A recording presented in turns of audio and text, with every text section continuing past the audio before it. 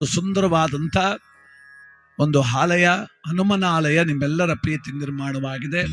ಅದಕ್ಕೆ ನೀವೆಲ್ಲರೂ ಕೂಡ ಈಗ ನನ್ನ ಜೊತೆ ಸೇರಿ ಹನುಮಂತರ ಧ್ಯಾನವನ್ನು ಮಾಡಬೇಕು. ನಮ್ಮ ಹೃದಯ ಮಂದಿರದ ಒಳಗೆ ಕುಳಿತು ಆಡು ಹನುಮ ನೀನು ರಾಮನಾಮವ. ನಮ್ಮ ಹೃದಯ ಮಂದಿರದ ಒಳಗೆ ಕುಳಿತು ಆಡಬೇಕು ನೀನು ರಾಮನಾಮವ. ಜಯ ಜಯ ಜಯ ರಾಮ, ಜಯ ಜಯ ಜಯ ರಾಮ, ರಘುಕುಲೋತ್ತಮ ಶ್ರೀರಾಮ.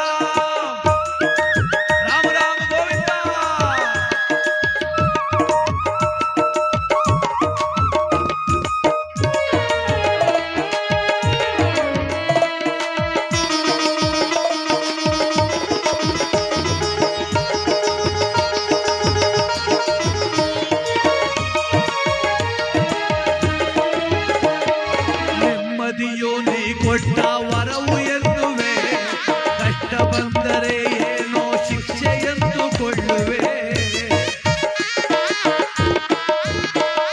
ನೆಮ್ಮದಿಯೋ ನೀ ಕೊಟ್ಟ ವರವು ಎನ್ನುವೆ, ಕಷ್ಟ ಬಂದರೆ ಏನೋ ಶಿಕ್ಷೆ ಎಂದುಕೊಳ್ಳುವೆ. ಉಸಿರು ಉಸಿರಿನಲ್ಲೂ ನಿನ್ನ ನಾಮ ಜಪಿಸುವೆ, ಉಸಿರು ಉಸಿರಿನಲ್ಲೂ ನಿನ್ನ ನಾಮ ಜಪಿಸುವೆ.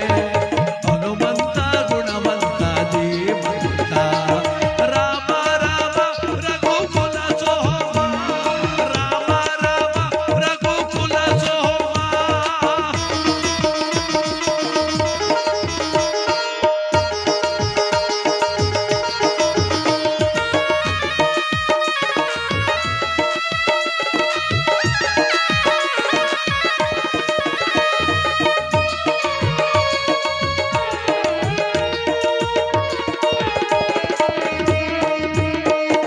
ದ್ಯಾವಸಂದ್ರ ಜನರೆಲ್ಲರ ಒಟ್ಟುಗೂಡಿ ಚಂದದೊಂದು ಗುಡಿಯ ನಿನಗಾಗಿ ಕಟ್ಟಿ,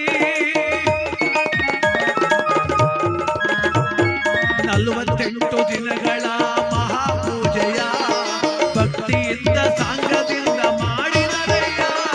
ನಿತ್ಯ ನಿತ್ಯವೂ ಸಾವಿರಾರು ಜನಕ್ಕೆ ಅನ್ನದಾನ ಮಾಡಿ ಕೃತಾರ್ಥರಾದರು. ಸ್ವಾಮಿ ನಿನ್ನ ಸೇವೆ ಮಾಡಿ ಧನ್ಯರಾದರು.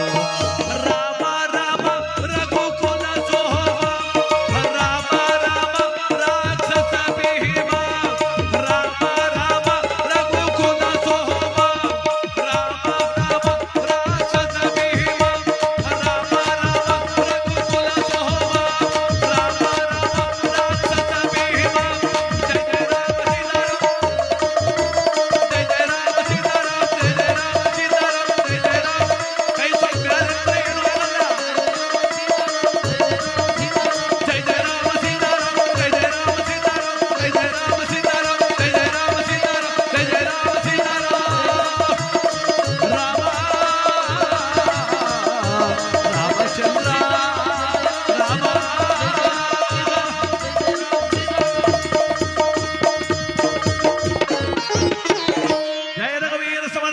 ರಾಮಚಂದ್ರ ಭಗವಾನಕ್ಕೆ.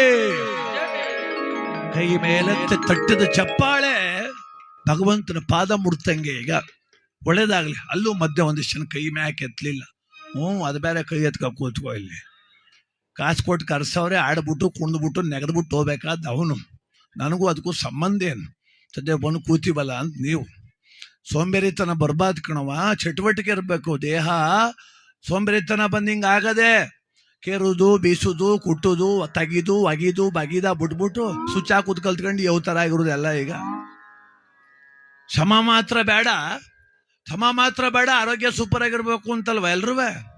ಒಳಕಲ್ಲ ಕಾಂಕ್ರೀಟ್ ಹಾಕಿ ಮುಚ್ಬಿಟ್ಟು, ರಾಗಿ ಕಲ್ಲ ಸಂದ್ಗೆ ಹಚ್ಬಿಟ್ಟು, ಒನಕೆಯ ಹೊಲಗೊಟ್ಬಿಟ್ಟು ಒತ್ತರದ್ದು ವಾಕಿಂಗ್ ಮಾಡಕ್ ಹೋಯ್ತಿರಿ ಎಲ್ರು ಒಂದ್ ಕಡೆಯಿಂದ.